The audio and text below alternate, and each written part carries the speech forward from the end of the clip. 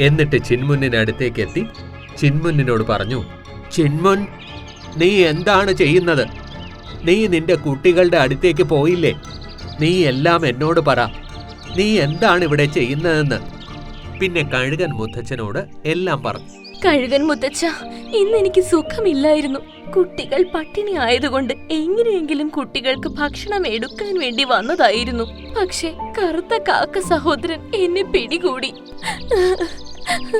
നീ വിഷമിക്കണ്ട ചിന്മുൻ, ഞാൻ ഇപ്പോൾ തന്നെ എല്ലാം ശരിയാക്കാം. ആ കറുത്ത കാക്കയെ ഇനി ഒരു പാഠം പഠിപ്പിക്കാം.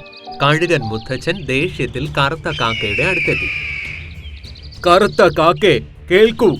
നിന്റെ ധാന്യങ്ങൾക്ക് പകരം എന്നിൽ നിന്ന് ധാന്യങ്ങൾ എടുത്ത് ചിന്മുൻ പക്ഷിയെ വെറുതെ വിടൂ. അവൾക്ക് ചെറിയ കുട്ടികളുണ്ട്. ഞാൻ അവളെ വിടില്ല. നീ എന്തിനാണ് എന്റെ വഴിയിൽ അനാവശ്യമായി വരുന്നത്? പോയി നിങ്ങളുടെ ജോലി ചെയ്യ്. കഴുകൻ മുത്തച്ഛൻ ദേഷ്യത്തിൽ പറഞ്ഞു. കറുത്ത കാക്കേ, ഞാൻ പറയുന്നത് അത് ശ്രദ്ധയോടെ കേൾക്കൂ. അല്ലെങ്കിൽ അതിന്റെ അനന്തര ഫലങ്ങൾ നീ അനുഭവിക്കേണ്ടി വരും. ഞാൻ പറയുന്നത് കേൾക്കൂ. ചിന്മുന്നെ വിടൂ. നീ എന്ത് വേണമെങ്കിലും ചെയ്യ്, പക്ഷെ ഞാൻ അവളെ വിടില്ല. കറുത്ത കാക്കേ, ഞാൻ നിനക്ക് എന്റെ വീട് നൽകാം. നീ ചിന്മുന്നെ വിടൂ. ഇല്ല, ഞാൻ വിടില്ല. ഒരു പ്രാവശ്യം പറഞ്ഞാൽ മനസ്സിലാവില്ലേ? പോവിടന്ന്.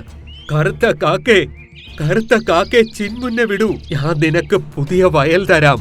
പോ. എനിക്കൊന്നിനോടും അത്യാഗ്രഹമില്ല. ഒരു കാരണവശാലും ഞാൻ അവളെ വിടുകയുമില്ല.